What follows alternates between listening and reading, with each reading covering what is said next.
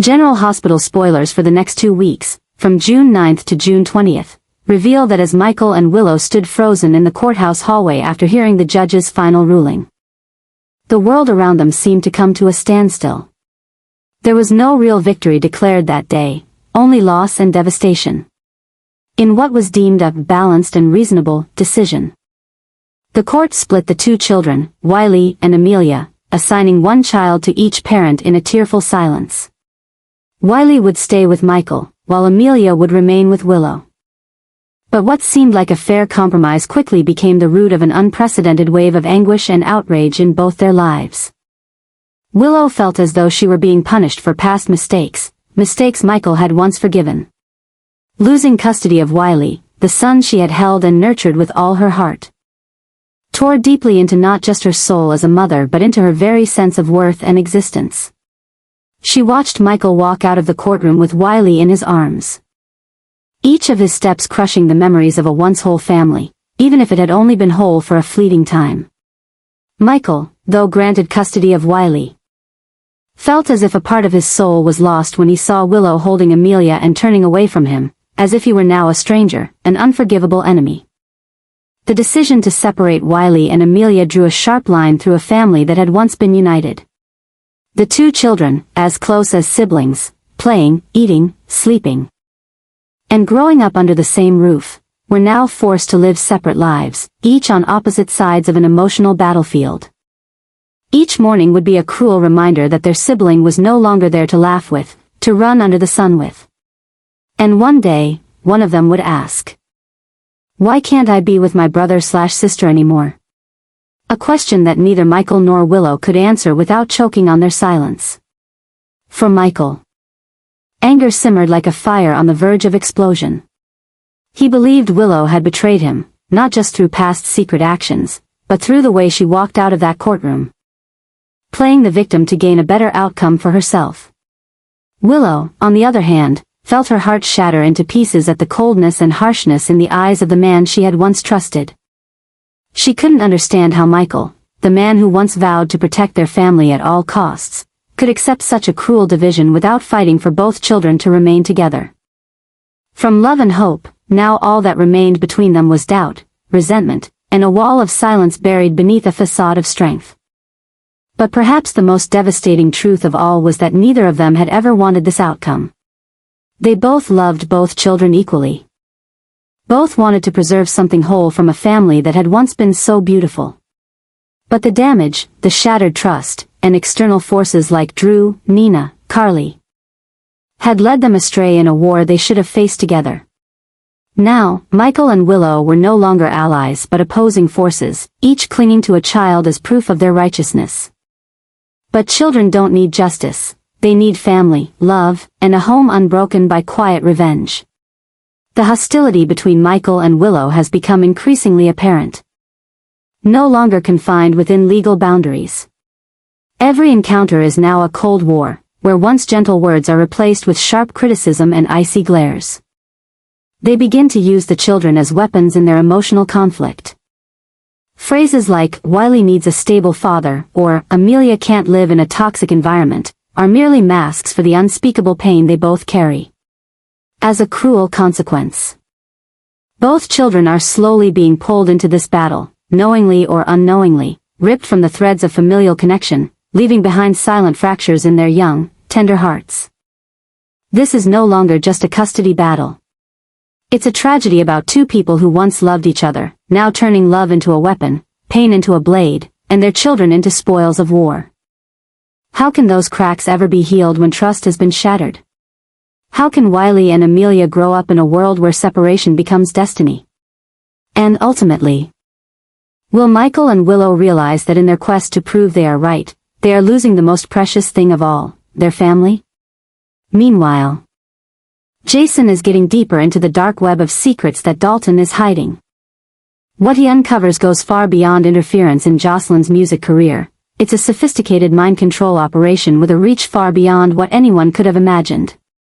What started as scattered suspicions, from odd performance schedules to secretive meetings with shady figures, takes a dark turn when Jason follows the trail of encrypted data linked to the WSB. He realizes Dalton is neither alone nor harmless. Leaked documents from a top-secret research facility reveal that Dalton had once participated in a banned project involving behavioral control and long-term psychological manipulation through sound. D-Light, a technology once exploited by the WSB but shut down due to its disastrous consequences. Jason is horrified to discover not only that this tech has likely been revived, but that Jocelyn, a passionate young performer, is unknowingly being used as a live test subject for one of the most deranged plans ever conceived.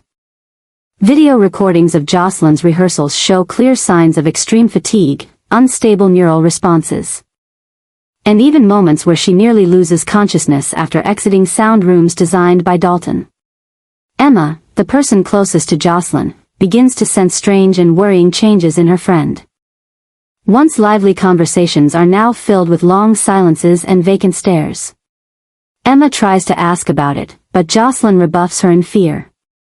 One night, Emma accidentally sees Dalton escorting Jocelyn into a soundproofed room in an abandoned building near WSB headquarters. Unable to ignore what she saw, Emma starts tracking Dalton and collecting evidence, only to become his next target. Jason uncovers this when he checks Emma's phone and finds blurry photos of Dalton standing next to a masked man, someone believed to be the lead developer of a new behavioral programming device using ultra-frequency waves. From Dalton's notes, Jason pieces together the disturbing truth: a new program is underway, designed to gradually alter a person's thoughts and emotions, making them more submissive, easier to control, and ultimately loyal to the programmer. Jocelyn isn't just the lead performer in a show, she's a live transmitter for frequency signals that are feeding back into her own mind and body. Jason knows time is running out. Emma is beginning to show early symptoms: insomnia, night terrors, paranoia. Dalton appears to be activating the full plan. If Jason doesn't act fast, neither girl will ever return to who they were. He seeks help from Anna but finds that Brennan also has secret ties to Dalton, making the situation even more convoluted.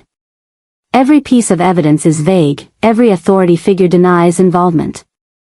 And Jason is left to face a moral and psychological threat alone. Still, he refuses to give up. He returns to the building where Dalton hid the device and finds a room full of classified files, including psychological profiles on Jocelyn and Emma, rated for their responsiveness to neural stimuli. What sends chills down Jason's spine are notes outlining a long-term plan: sever the emotional bond between the two girls, render Jocelyn emotionally dependent, and use Emma as a negative trigger to test mind control effectiveness. Every passing second brings them closer to disaster. Jason realizes Dalton isn't just a manipulator, he's part of a much larger scheme experimenting with psychological bioweapons right in Port Charles. If he doesn't stop this, not only Jocelyn and Emma, but innocent lives all over town could be affected. But more terrifying than Dalton's desire for control is what he ultimately wants.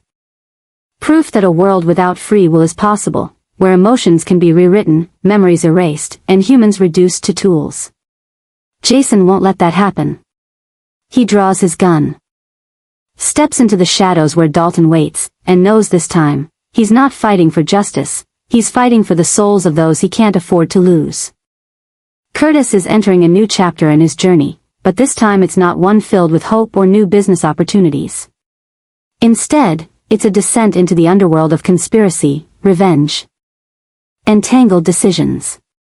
After everything that's happened, Curtis is no longer the man who stands on the sidelines and simply observes. He has changed. The losses, the betrayals, and the helplessness of watching everything spiral out of control have stripped him of his belief in simple justice, and of his fear of the boundaries that once held him back. Now, Curtis doesn't just want to regain control, he wants to wipe out those who have manipulated and destroyed what he holds dear. And at the center of his growing rage is Drew, the man Curtis believes has crossed the line, not only with Portia but with Curtis's own sense of honor. What consumes Curtis now is no longer the pain of a betrayed husband, but the fury of a man pushed to his limits, when every attempt at reconciliation has failed, when every apology rings hollow.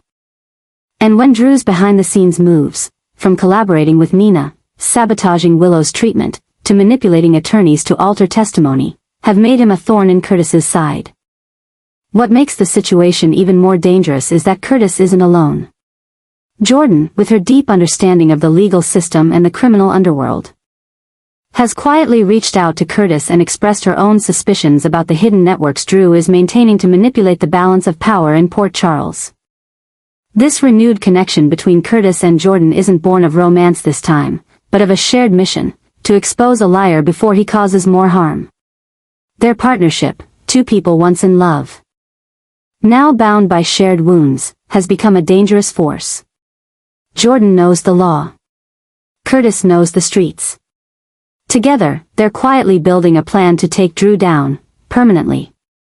They're gathering files, approaching those connected to suspicious financial transfers, and tracing forged contracts Drew once used to legitimize shady deals.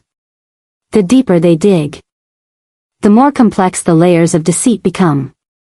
They uncover ties between Drew and dark money sources from an organization so dangerous it had once been flagged by the WSB. Curtis knows that if he keeps going, there will be no turning back. But with the people he loves, Trina, Portia, and even close allies like Sonny and Jason, under threat, he can't stand by. He's ready to get his hands dirty if it means protecting the truth. But the cost will be steep. With every step forward, he moves further from the man he once was, the one who believed in honor, forgiveness, and second chances.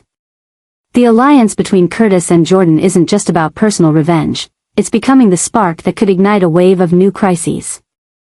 If what they've uncovered is true, Drew may not only face a collapse in reputation but also possible federal criminal charges.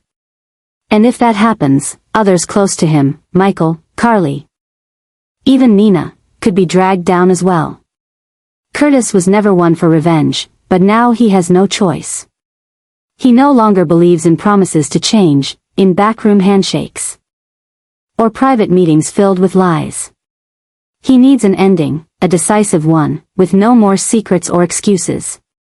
And Jordan, even as she struggles internally watching Curtis walk this dangerous path, cannot turn her back.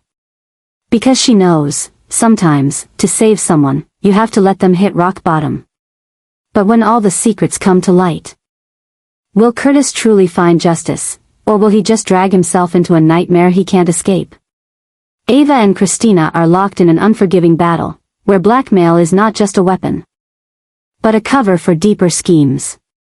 It all began with what seemed like a harmless threat, an anonymous message attached to a compromising photo. But when Ava traced the source, she never imagined the one pulling the strings would be Christina, the young woman she once saw as part of her family. No longer the fragile girl once burdened by family control. Christina has become a sharp, impulsive player entering the game as a formidable rival. She's armed with secrets, carefully gathered over months. Secrets Ava believed were buried forever are now being used as bargaining chips in Christina's larger plan, to redefine her place in a world that's always treated her as an outsider. While Ava struggles to maintain her icy, powerful exterior, an undercurrent of panic grows within her as she realizes the balance of power is shifting. Christina not only knows too much, she's capable of acting without warning. And what makes it even more dangerous is the return of Alexis and Lucky to this volatile equation. Alexis, with the instincts of a lawyer and the heart of a mother, is forced to face the truth that Christina is stepping into a dark world of power and manipulation. Lucky, silent for a long time, now returns on his own investigative journey, only to be drawn into the whirlwind between these calculating women. At first, Alexis and Lucky act only as observers. But as the secrets begin to affect those they care about, they are pulled into the conflict. The documents Christina possesses don't just threaten Ava's reputation, they implicate others in the legal and enforcement community, forcing Alexis to confront a painful dilemma. Protect her daughter walking a dangerous path, or uphold the ethical standards of the law. Meanwhile, Lucky uncovers leads pointing to a shadowy financial network possibly used by Ava to maintain her influence, proving that this isn't just personal blackmail, but part of a larger system of control. The confrontation between Ava and Christina escalates from veiled threats to direct action. Christina begins leaking small details as a warning, she could ruin Ava's life with a single email. But Ava isn't one to be cornered. She starts crafting her counterattack, bringing in people like Sunny and Valentine. Using underground influence to neutralize Christina before she does something reckless. What Ava doesn't realize is that Christina also has allies, an unseen figure behind the scenes. Feeding her information, shielding her from Ava's countermeasures, and possibly steering the entire game toward an outcome no one sees coming. Caught in the middle. Alexis and Lucky are forced to work together, not for power or recognition, but because they sense something dangerous unfolding beneath the surface. One thing becomes clear. This is no longer a personal feud between two women. It's a shift in power, where the younger generation, like Christina, is using their pain and anger to redefine justice, control, and freedom. Christina's actions begin to suggest to Alexis that her daughter's motives go beyond revenge, that she's executing a carefully calculated plan, long in the making. Lucky, piecing together anonymous financial transactions, starts to see a bigger picture. Ava might not be a victim, but a central player in a network of manipulation that, if exposed, could shake the entire town. The true threat emerging from this confrontation isn't about who will win, but the realization that everyone is changing, and no one can go back to who they used to be. Christina is slowly losing the innocence Alexis once tried to protect. Ava is facing the risk of losing everything to someone she once saw as a child. Alexis and Lucky are staring down a moral crossroads: do the right thing and risk losing someone they love, or protect their family and shatter every principle they once lived by. Amid the layers of manipulation, one truth becomes clearer than ever: this is no longer a fight for money or influence. It's a complete recalibration of roles, values, and power in a world that is growing more dangerous by the day. Carly is entering an unexpected phase of her life, where love, thought to have been dormant amidst the ruins of past mistakes, awakens gently and hopefully beside Brennan. This enigmatic man not only brings a new energy into her life but also offers reassurance during chaotic times. One quiet afternoon, Carly decides to give Brennan a romantic gift, not out of formality, but as a way to express her readiness to open her heart again, to trust again, to love again. However, as they draw closer in their private space and promises of a future are exchanged through glances, a silent wave of change begins to infiltrate, cracking the seemingly calm surface. For at that very moment, things Carly doesn't know, or chooses to ignore, are starting to pose a real threat to everything. Brennan is not just a charming man who happened to enter her life. Behind his polished facade lies a complex web of connections, covert relationships, and a series of suspicious actions linked to Dalton, Jocelyn, and even the WSB. What makes the situation even more perilous is that Jason and Sunny, once irreplaceable allies in Carly's life, are beginning to realize that Brennan is not as straightforward as he appears. The documents Jason is investigating, the connections Sunny uncovers in financial reports, and the secret meeting recordings between Brennan and a mysterious European figure, all point to Brennan possibly playing a pivotal role in a meticulously orchestrated plan to manipulate Port Charles from within. Jason, who never judges without evidence, finds it hard to ignore when he sees Carly delving deeper into a relationship he suspects is a trap. He sees the adoring look in Carly's eyes, hears her unwavering belief in Brennan, and feels compelled to warn her, even if it means risking the last bit of trust she has in him. Meanwhile, Sunny, with the instincts of a mob boss who has survived countless betrayals, senses that Brennan is not here just to love. He's here to take trust, take information, take power, and Carly is just the starting point in a takeover that will ultimately target the heart of the city, where people like Sunny, Jason, and families like the Corinthos, Spencer, and Quartermain are all on the chessboard. As tensions rise, Jason and Sunny find it increasingly difficult to control their emotions. They feel powerless watching Carly smile beside a man they suspect is a wolf in sheep's clothing. They feel anger, not just at Brennan, but at themselves for letting things go this far. India Times. Calm. Sunny begins to monitor Brennan more closely, assigning someone to track his every move, while Jason quietly investigates the sponsorship contracts and community projects Brennan has proposed to the town council.